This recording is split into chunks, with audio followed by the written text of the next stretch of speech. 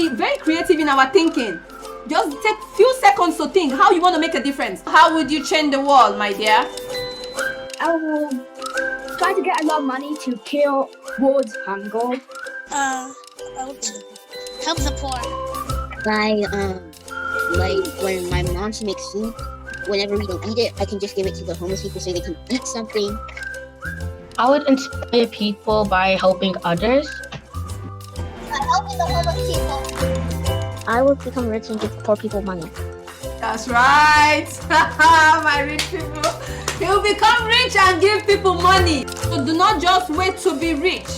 As you grow to get rich, you start right now. Start making a difference, okay? Start sharing, all right? The way I'll change the world, I'll go around the world preaching the gospel to everyone and giving them medicine just in case they get sick. And I'll also give money to the poor all around the world. You will make a difference. Yeah, All we're of share you. about 3 things. We're going to share a story about Rosa Parks, and we're going to share a story about Malala, and also we are going to do something on self-esteem. Who is Rosa Parks? So we're going to see who she is. Most of us know, but for we that are not aware of who she is, okay, her full name was Rosa Louise McCauley, and she was born in Tuskegee, Alabama on February 4th, 1913. A few years later, Rosa met Raymond. They married a year later in 1932. Rosa worked part-time jobs and went back to school, finally earning a high school diploma, something she was very proud of. During that time, the city of Montgomery was segregated. This meant that things were different from white people and black people. That's what segregation means. Colored. You see here it says colored.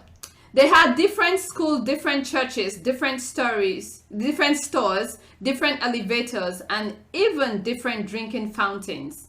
Places often had signs saying for colored only or for whites only. Here we see the tree says colored, so all the colored people should drink from this fountain. Let's go. When Rosa would ride the bus to work, she would have to sit in the back of the seat marked for colored. Sometimes she would have to stand even if there were seats open up front. Fighting for equal rights. Growing up, Rosa had lived with racism in the South. Rosa and her husband Raymond wanted to do something about it. Just like we are here, we will do something about our surroundings. The last time, the first Inspire Me story we had, we shared about what we want to do. Some people are going to be billionaires to help people. So Rosa and her husband Raymond wanted to do something. They joined the National Association for the Advancement of Colored People, NAACP. It was on December 1st, 1955 that Rosa made her famous stand while sitting on the bus. Rosa had settled in her seat on the bus after a hard day's work. All the seats on the bus had filled up when a white man boarded. The bus driver told Rosa and some other African Americans, that's colored people, to stand up. Rosa refused. The bus driver said he will call the police. Rosa didn't move. Soon the police showed up and Rosa was asked to move. Rosa was charged with breaking a segregation law and was told to pay a fine of $10. She refused to pay, however, saying that she was not guilty, that the law was illegal. She appealed to a higher court. So she was not scared. When you want to stand for the right thing, you have to make sure you're not scared. Okay, we have to have that fearless spirit in us, so she was not scared. That night, a number of African American colored people, leaders got together and decided to boycott the city buses. That meant the African Americans would no longer ride the buses. So that's what boycotting means, when you don't participate in something anymore. One of these leaders was Dr. Martin Luther King Jr. He became the president of the Montgomery Improvement Association, which helped to lead the boycott. Just because the law was changed, things didn't get any easier for Rosa. She received many threats and feared for her life. However, Rosa continued to attend civil rights meetings. She became a symbol of many African Americans of the fight for equal rights. She is a symbol of freedom and equality. Where was Rosa Parks born? Kenya, Alabama, Egypt. Okay, I have the first hand. Unmute yourself, Miss Queen, and answer the question, please. What is Rosa Parks most famous for? A. Being the first black student to attend the white elementary school in the South, refusing to give up her seat on the bus to a white man. The first female, C. The first female pilot to fly solo across the Atlantic Ocean. What happened to Rosa when she refused to give up her seat on the bus? B. Okay, she was arrested. Thank you so much. What famous civil rights leader led the Montgomery bus boycott? Malala. Malala Yousafzai. I tell my story not because it is unique, but because it is a story of many girls. Malala was born in Manjora, Pakistan, on July the 12th, 1997. Welcoming a baby girl is not always cause for celebration in Pakistan, but his father, Zaidian Yousafzai, was determined to give her every opportunity a boy would have. So, again, it's not just in Pakistan, even in Africa, a lot of people, a lot of families love boys, not because girls are not good.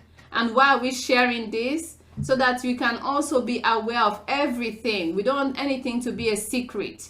We want people to understand and we learn. So you being a girl and you being a boy is the same thing, is powerful, you're great, and you will do great things, okay? Her father was a teacher and ran a girls' school in her village. She loved school, but everything changed when the Taliban took control of her town in Swat Valley. The extremists banned many things like owning a television and playing music, and enforced harsh punishment for those who defile their orders. So if you do not pay attention, if you do not do what they say to do, you'll be in trouble. And they said girls could no longer go to school. In January 2008, when she was just 11 years old, she said goodbye to her classmates, not knowing when, if ever, she would see them again. She spoke out publicly on behalf of girls and their rights to learn, and they made her a target. In October 2012, on her way home from school, a masked gunman boarded her school bus and asked, "Who is Malala?" He shot her in the left side of her head. She woke up 10 days later in the hospital in Birmingham, England. The doctors and the nurses told her about the attack, and the people around the world were praying for her recovery. After months of surgeries and rehabilitation, Malala joined with her family in their new home in the UK. It was then she knew she had a choice. She could live a quiet life, or she could make the most of this new life she had been given. She determined to continue her fight until every girl could go to school. With her father, who has always been her ally and inspiration, she established Malala Fund, a charity dedicated to giving every girl an opportunity to achieve a future she chooses. In recognition of our work, Malala received the Nobel Peace Prize in December 2014 and became the youngest ever Nobel laureate. Malala began studying philosophy, politics, and economics at the University of Oxford. And every day she fights to ensure all girls receive 12 years of free, safe, and quality education. She travels to many countries to meet girls fighting poverty, wars, child marriage, and gender discriminations to go to school, Malala Fund is working so that their stories like mine can be heard around the world. God bless Malala. Malala graduated from Oxford University. Yes! She says, I will always treasure my time at Lady Margaret Hall. The lecturers, club meetings, balls, and late nights, some spent finishing papers, some just chatting with friends in the dorm. Complete my education. After taking time to relax, I am more dedicated than ever to fight for girls. When we say we are going to fight for something, we have to decide to give it our all. We have to decide to give it our best. We have to decide to go the extra mile, as far as we can, as wide as we can, and we'll get the support we need. Where was Malala Yousafzai born? United Kingdom, Pakistan, and Iran. Pakistan. Girls were allowed to go to school. Yes or no? No. What was the prize that Malala received? The Nobel Peace Prize, the Nobel Literature Prize, the Nobel Medicine Prize. Nobel Peace Prize. The Nobel Peace Prize. Now we are going to do our last activity about self-esteem. So before we go any further, I have 2 questions. Who was the other person, for you that were here the last time, who was the other person that we studied about, that we learned about, that received the Nobel Peace Prize? Nelson Mandela. Yes.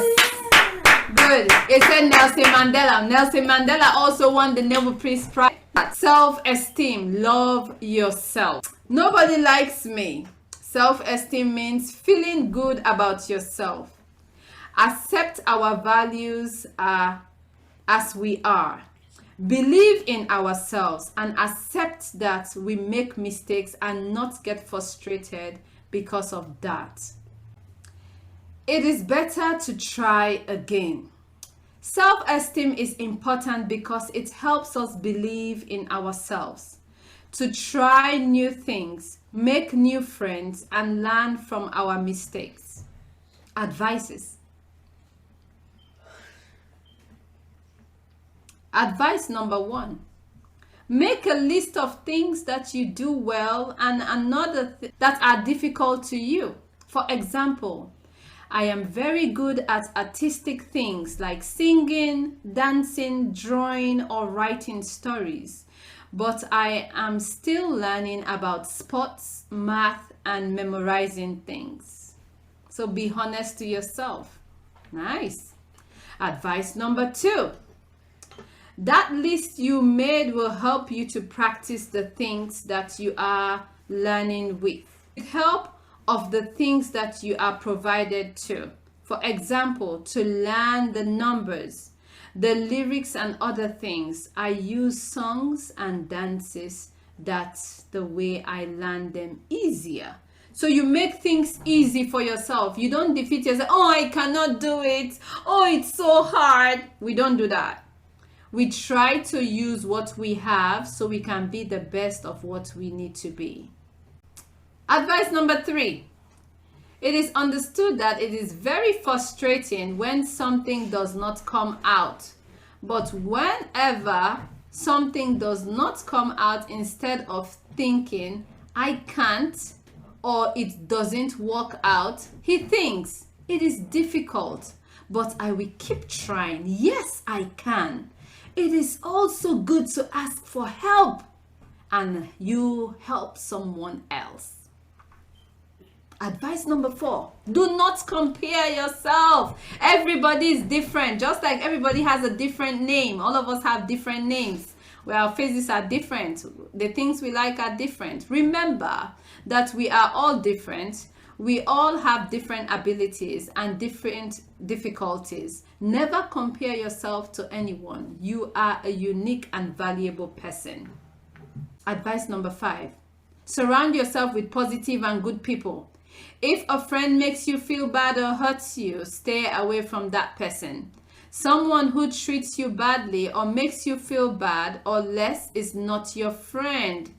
Hang out with people you have fun with and feel great about.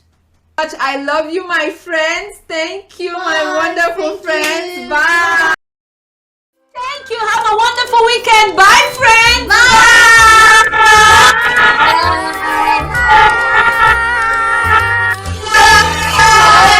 Have a good weekend. Have a beautiful weekend.